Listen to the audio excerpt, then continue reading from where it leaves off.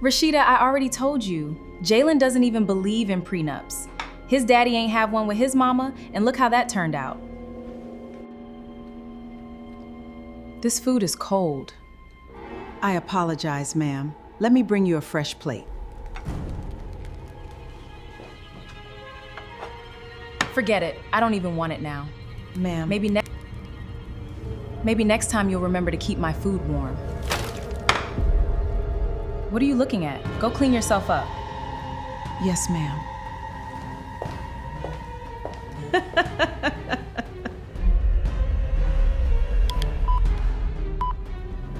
She spent 30 years building an empire from a single delivery truck.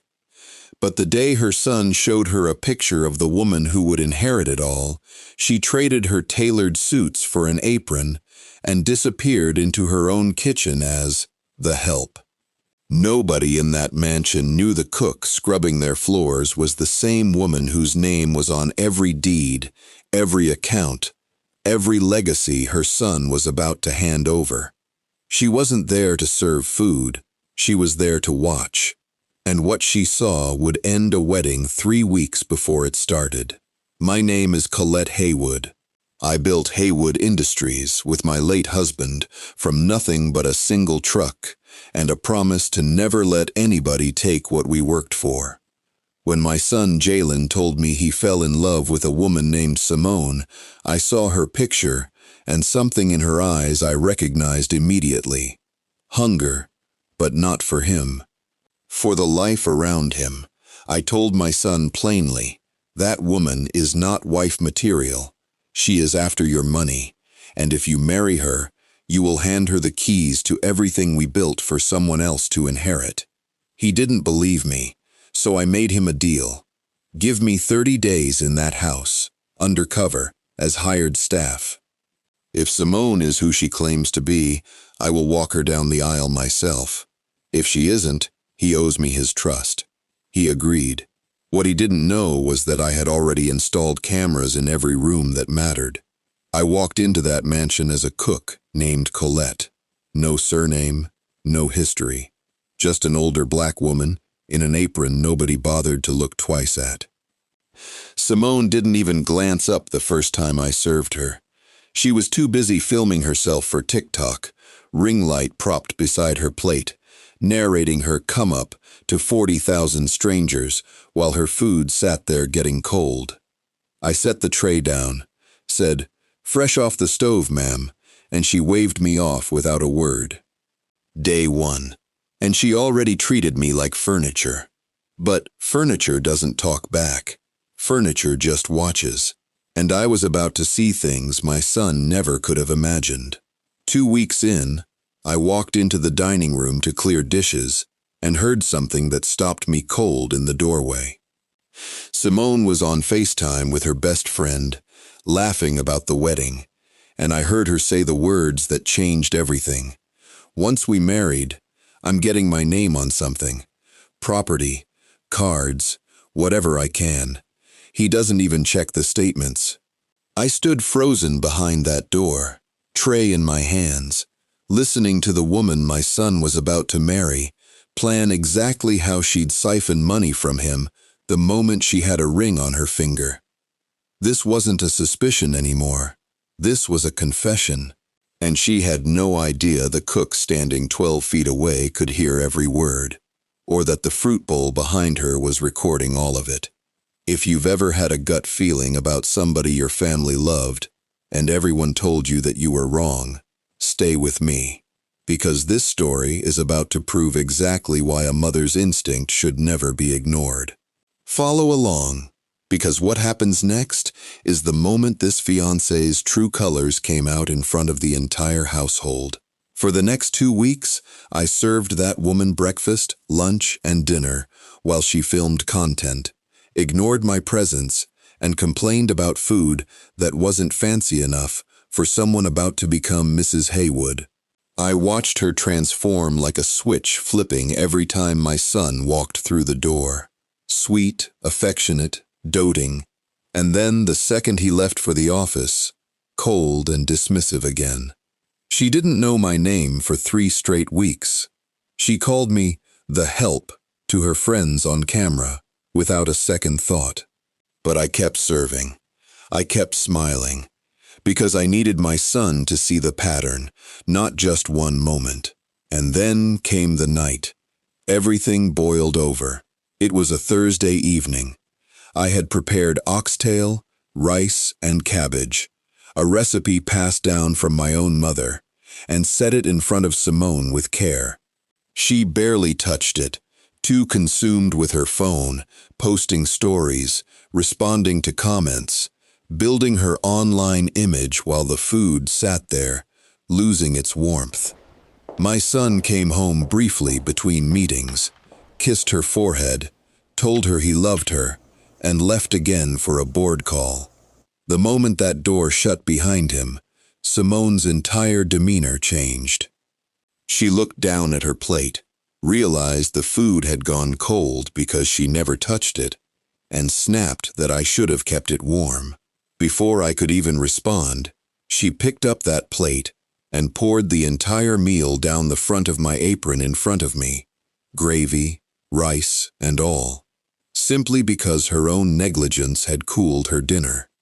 I stood there in that dining room, food dripping down my chest, 40 years of dignity being tested in a single humiliating moment, and I did not say a word. I did not break character. I simply stood there and let the camera in the corner capture every single second of what she had just done to a woman she believed had no power in that house whatsoever. What she didn't know is that same power was about to determine whether she'd ever set foot in that mansion again. She just poured food on her future mother-in-law. What are you looking at? Go clean yourself and up. had no idea the entire thing had been recorded, time-stamped, and was about to be shown to the one person whose opinion mattered most. I walked out of that dining room shaking, wiping gravy off my collarbone in the hallway, trying to hold on to every ounce of composure I had left, and that's when I heard the front door open behind me. My son had come back, forgotten his laptop charger, and walked in just in time to see me disheveled and food-stained in the hallway. Before I could say anything, Simone appeared behind him, smiling sweetly, and told my own son that I had simply tripped carrying a tray, and that it was such a mess.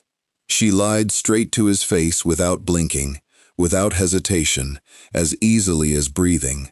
That's when I understood the depth of what I was dealing with. This wasn't just a woman who was careless with people beneath her. This was a woman who could construct a lie in real time and deliver it flawlessly to protect herself. And my son believed every word of it.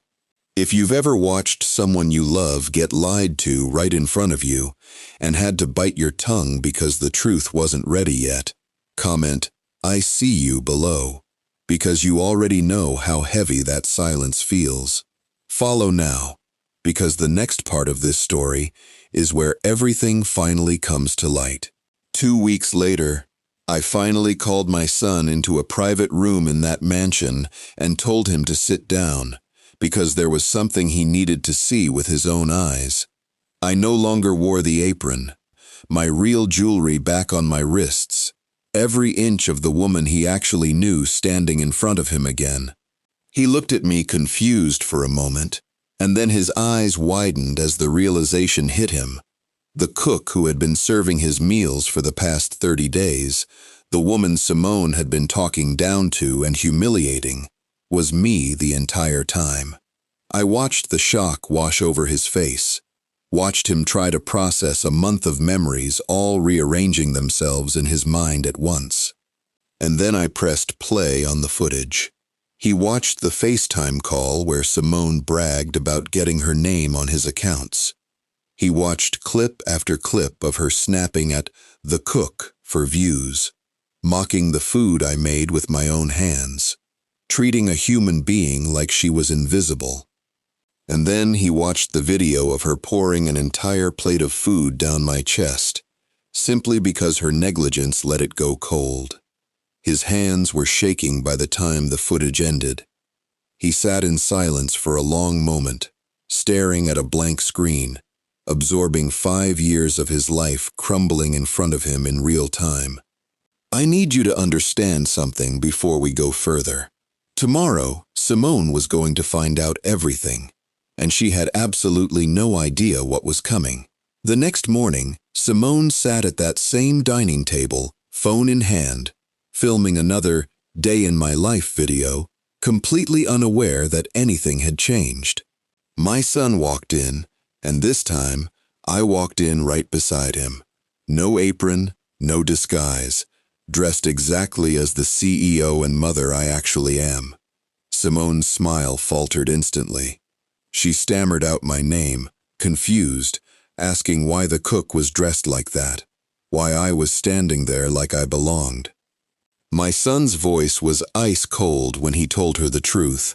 I was never just the cook. I was his mother. I had been undercover in that house for 30 days because I had warned him months earlier that she wasn't who she claimed to be, and he hadn't believed me, so I decided to show him instead. He picked up the remote and turned on the television mounted on the dining room wall and played the footage right there in front of her. She watched herself pour food on me. She watched herself brag about siphoning money once the ring was on her finger. She watched herself lie to my son's face in that hallway, without a single flicker of hesitation, her face drained of every ounce of color, as she realized there was no explaining her way out of what was sitting right there on that screen, in high definition, time-stamped, undeniable. She tried anyway. She called it a setup, called it entrapment, said the cameras weren't fair, said her friend was just playing during that phone call. But my son wasn't interested in her excuses anymore. He reached into his pocket, pulled out the small velvet ring box he had been carrying for months, and set it down gently on the table in front of her. The wedding was off. 3 weeks before she would have become Mrs. Haywood, and inherited access to everything we spent 30 years building. She turned to me, desperate, telling me she really did love him, asking me to understand, and I told her the truth, as gently and as firmly as I could. I believe you love the life. I don't believe you ever loved my son enough to actually earn it.